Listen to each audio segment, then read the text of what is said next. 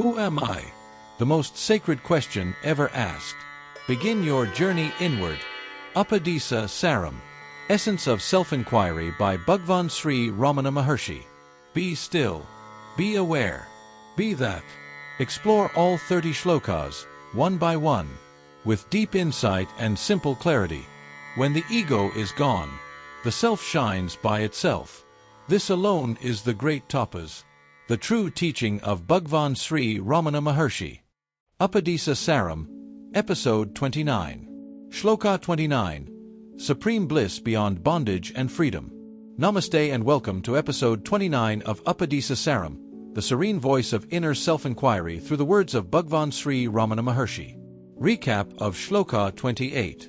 In the previous verse, Bhagwan answered the question, what is the true nature of the self? And he revealed that the self is a unborn, abhava, a unchanging, avyay, complete, pra, and is of the nature of consciousness and bliss, chit sukham.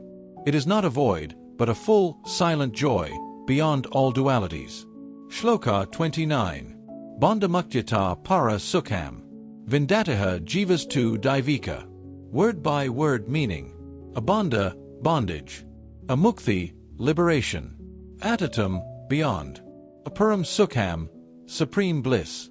Avindati, attains, experiences. Iha, here itself, in this very life. Aja, the individual. Tu, indeed. Adaivika, divine one, the godlike soul. Simple explanation. Bhagwan says, the one who realizes the self, the true seeker, does not merely attain freedom from bondage.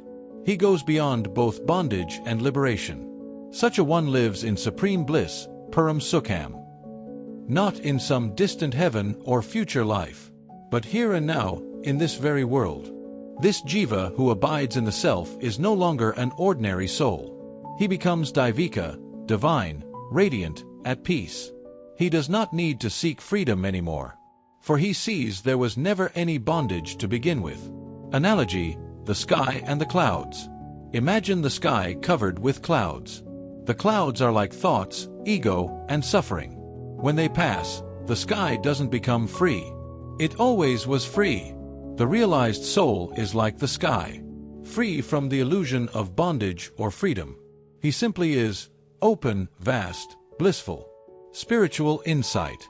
Most seekers ask, when will I become free? When will I attain moksha? Bhagwan gently reminds us, true realization is not a future event. It is a recognition of what already is. That I am the self, unborn, undivided, pure awareness. And in that direct seeing, all seeking ends. What remains is parama sukham, supreme joy. Leads to Shloka 30, the final verse. Bhagwan has now completed the essential journey. So what remains? In the next and final verse, Shloka 30, Bhagwan humbly declares, all these teachings arise from a mind dissolved in the self. Let us conclude this sacred series with reverence and clarity in the final episode. Closing note. Thank you for walking with us through Shloka 29 of Upadēśa Saram. If this episode brought peace or insight to your heart, please like, comment, share, and subscribe, so that this ancient light may guide more seekers home.